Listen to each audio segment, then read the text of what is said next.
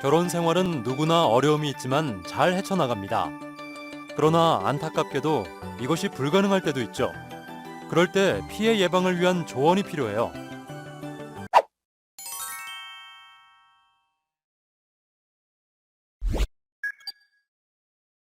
혼인 무효 방법에는 무엇이 있나요? 결혼을 무효로 하는 방법은 혼인 무효 소송이라는 걸로 혼인을 무효시킬 수 있어요. 만약 결혼이 무효 사유에 해당하는 경우에는 당사자, 법정 대리인 또는 사촌 이내의 친족이 가정법원에 혼인 무효 확인 소송을 제기할 수도 있답니다. 또는 혼인 무효 확인 소송을 하는 사람이 부부 중 한 명이라면 다른 한 명인 배우자가 소송의 상대방이 되어 만약 부부 두 명에서 일어나는 무효 소송이 아니고 친인척 관계 또는 사촌인 제3자가 소송을 제기한다면 소송의 상대방이 부부가 되죠. 마지막으로 배우자가 사망한 경우에는 배우자가 존재하지 않기 때문에 검사를 상대로 소송을 제기해야 해요. 결국 검사가 상대방이 됩니다. 그리고 이런 혼인 무효 확인 소송은 법원의 조정 절차가 필요하지 않아요. 국제 결혼의 무효와 취소는 대한민국 법이 준거법이 되는 경우, 국내 결혼의 무효 취소의 경우와 마찬가지로 혼인의 무효는 혼인 무효 소송, 혼인 취소는 혼인 취소 소송을 통해서 국제 결혼을 무효하거나 취소할 수 있습니다. 국제 결혼의 무효 및 취소로 인한 효과나 자녀에 대한 친권 및 양육 책임은 국내 결혼의 경우와 마찬가지로 적용됩니다.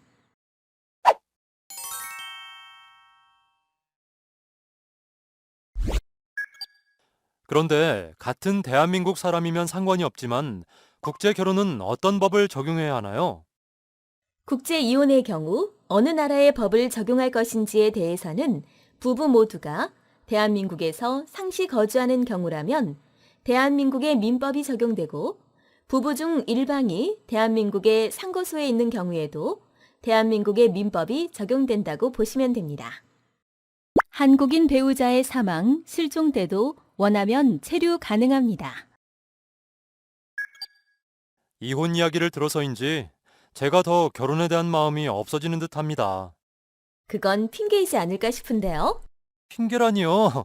절대 아닙니다.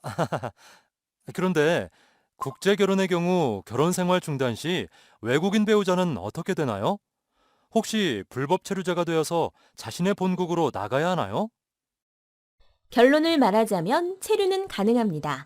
한국인과 정상적인 혼인 생활을 유지하면서 국내에서 체류 중이었으나 한국인 배우자가 사망 실종하거나 그 밖에 자신에게 책임 없는 사유로 인해 혼인이 단절되었을 경우 국내 체류를 희망하는 외국인 배우자는 한국에서 계속하여 거주할 수 있어요.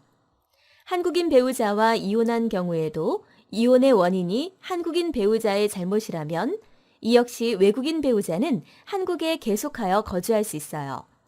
다만 이때는 이혼의 이유가 한국인 배우자의 잘못에 있다는 사실을 입증할 수 있는 자료, 판결문 등이 있어야 합니다. 그렇다면 소송 중에 체류 연장 기간이 걸려 있으면 어떻게 하나요? 이혼 소송 중 체류 기간이 만료되면 소송 중인 사실을 입증하는 서류를 제출하고 체류 기간 연장을 신청할 수 있어요. 단, 거주 자격을 허가하되 소송이 끝날 때까지 3개월씩 연장해야 해요. 이때 체류기간 연장 신청 서류는 다음과 같이 여권, 외국인 등록증, 체류기간 연장 허가 신청서, 서식, 소송 제기 증명원 및 소장 사본, 신원 보증서, 수수료 2만 원 등을 준비해야 합니다.